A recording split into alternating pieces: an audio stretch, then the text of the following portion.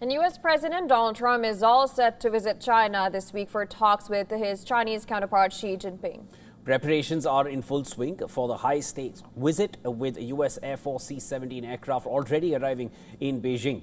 Addressing the media, Trump on Monday said that he will speak to Xi Jinping about the future of U.S. arms sales to Taiwan, which is a long source of friction between the two countries. In December, Trump announced the largest ever U.S. weapons package for the island, more than $11 billion, that is. However, in the briefing, the U.S. president appeared to downplay the prospects of China trying to seize the self-governing democracy. Taiwan, I equate it a little bit to that. If you have the right president, I don't think it'll happen. I think we'll be fine. I have a very good relationship with President Xi. He knows I don't want that to happen. Trump, however, noted that the U.S. was very, very far away from Taiwan compared to China. Very far away, very, very far away. We're just at 9,500 miles. You know, we're 9,500 miles. He's 67 miles. It's a little bit of a difference, but you know, there's a lot of support for Taiwan from Japan and from countries from that area. Do you think we should? Trump also said that he would ask Xi Jinping to free Jimmy Lai, the Hong Kong media mogul, who was sentenced in February to 20 years in prison, which is effectively a death sentence for the ailing 78-year-old. The U.S. president at the same time appeared to show understanding for the position of Beijing, which clamped down hard on Hong Kong after mass pro-democracy protests in 2019. But Jimmy Lai isn't that way. But Jimmy Lai, he caused lots of turmoil for China. He tried to do the right thing. He wasn't successful, went to jail, and people would like him out, and I'd like to see him get out too. So I'll bring him up again. Ahead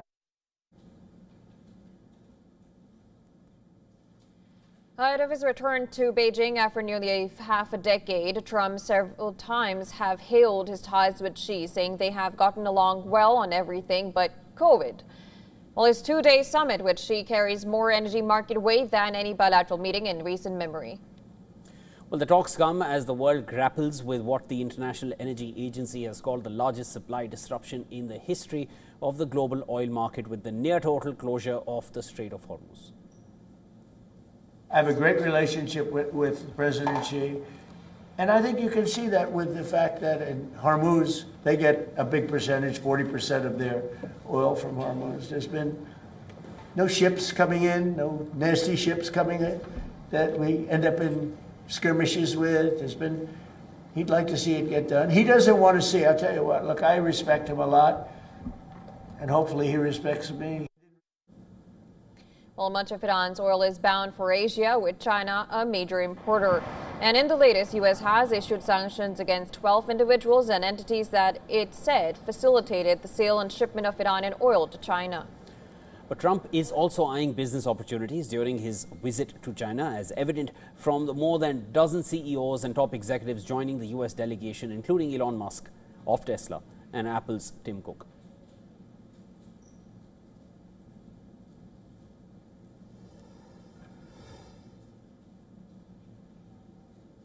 And well, to discuss more, we are now being joined by John Rosamondo, who is the president of Viking Research Associates, geostrategist, and an expert on national security. He's joining us live from Washington, D.C. Thank you so much for joining us on the broadcast. Always a pleasure having you.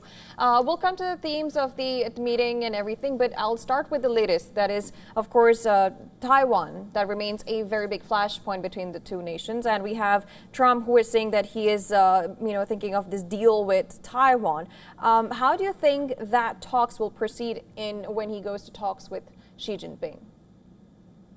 Well, I think that you'll have some rather tense talks because the mainland doesn't want the United States providing any arms to Taiwan to defend itself.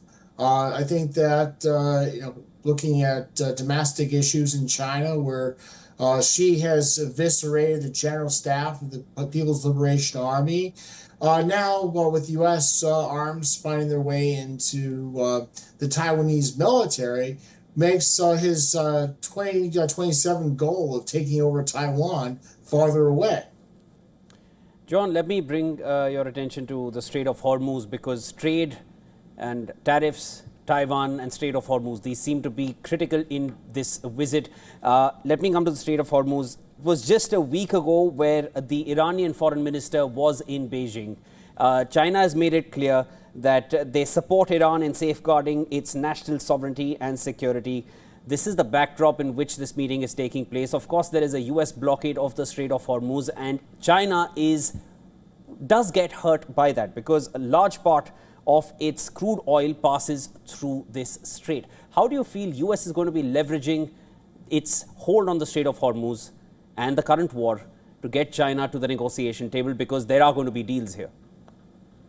Well, let's put it this way. The blockade has been, as we would say here in the U.S., Swiss cheese. You had lots of ships that made it through the blockade. Plus, the Chinese and the Iranians have taken to shipping oil in tanker cars by rail to China. So this blockade that the president is, pushing, isn't as harmful to China as he would think.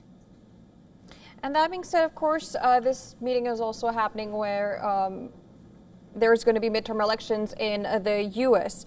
So how do you analyze, how much pressure do you think is on Trump to get a good deal, and how much of a possibility do you think it looks like in that happening? Well, President Trump is under enormous pressure. The war is highly unpopular here. At least 60%, according to a Marist poll, oppose the war, and the Democrats are chomping at the bit to impeach him. So there's lots of incentive for this president to try to get something accomplished, even if it's a bad deal. John, in terms of China's support, given their relations with Iran, what would US be expecting from China to do to resolve the ongoing conflict? Well, I think that China would be expected to stop funneling arms and funneling support to Iran. That's not happening. The Chinese have been flying weapons to Iran and taking advantage of President Trump's self-declared ceasefire. And the Chinese have been treating the whole thing as a bit of a farce, and President Trump has become the butt of their joke. And that being said, of course, we have the West Asia war. We also have the Taiwan issue. Then we also have the tariff issue. And maybe it deals in, because we have all these business executives like Elon Musk traveling. With so many issues, what are the things that will be washed out for in these meetings? Well, I think that they'll be trying to come down to an agreement on tariffs. I mean, let's not forget that, a trade war with the threat of one preceded the Wuhan virus outbreak in 2019.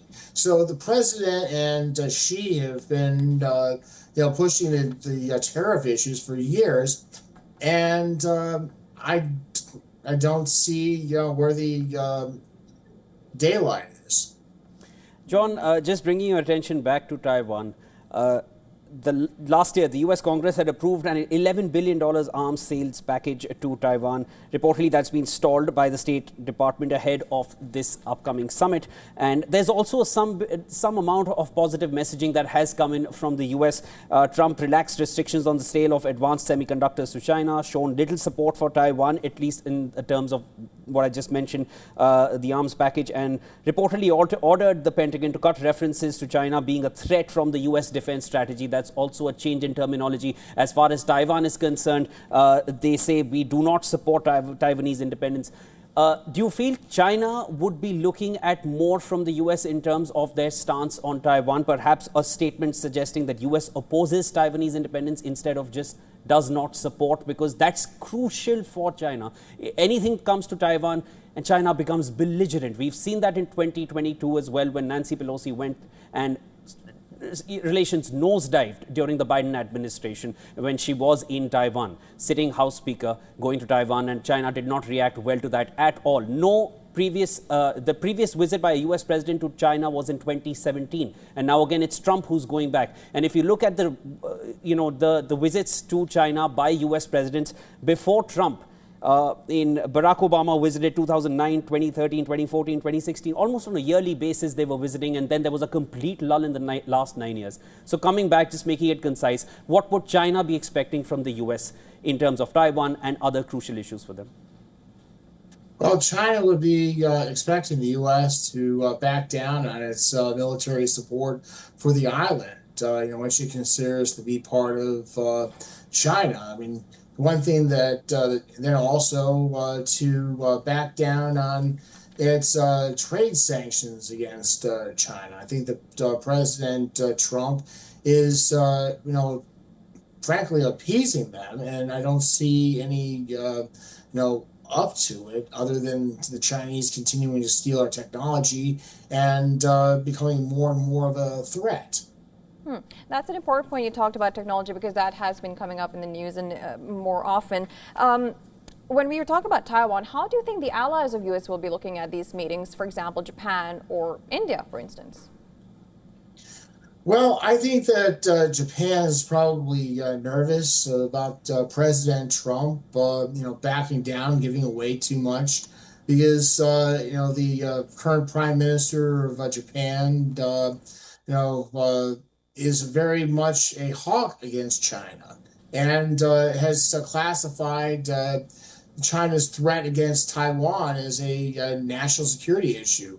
I think that, as far as India is concerned, we already have strains between New Delhi and Washington because of Trump's trade threats. But I think that, the India is probably watching to see how President Trump fares and whether he, backs down, because it could give a little bit of a look into how India should handle him.